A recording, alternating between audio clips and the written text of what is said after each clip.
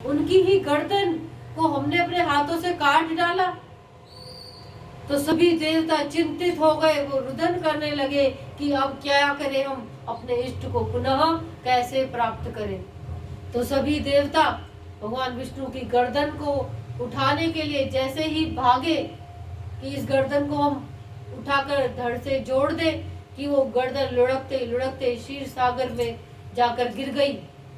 और गहराई में जाकर वो पता नहीं कहाँ लुप्त हो गई वो गर्दन।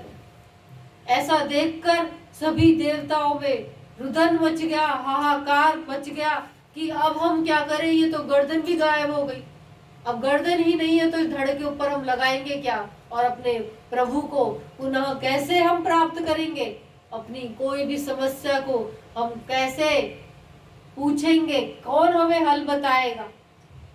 सभी देवता वह विचार कर रहे हैं कि हम अपने स्वार्थ के कारण ही रुदन कर रहे हैं, हम अपने इष्ट को अपने स्वार्थ के कारण याद कर रहे हैं कि हमारा अगर कोई दुख होता है तो हमारे पालनहार भगवान विष्णु हमारे दुख को दूर कर देते हैं, इसीलिए हमें उनकी आवश्यकता है। ऐसा विचार करके अपने ऊपर वे सभी देवता क्रोधित हो रहे हैं कि कैसा है हमारा स्वार्थ,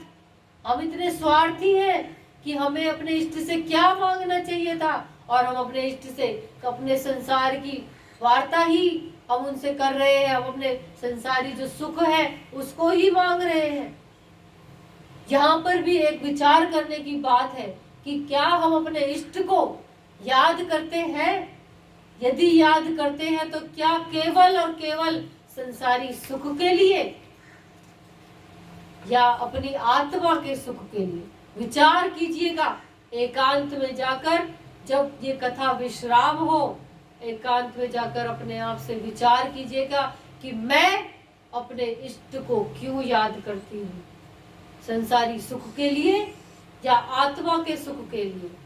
कहते हैं हमारे शास्त्र कहते हैं कि इंद्रियों का जो सुख है वो हमारा मन हमें बताता है,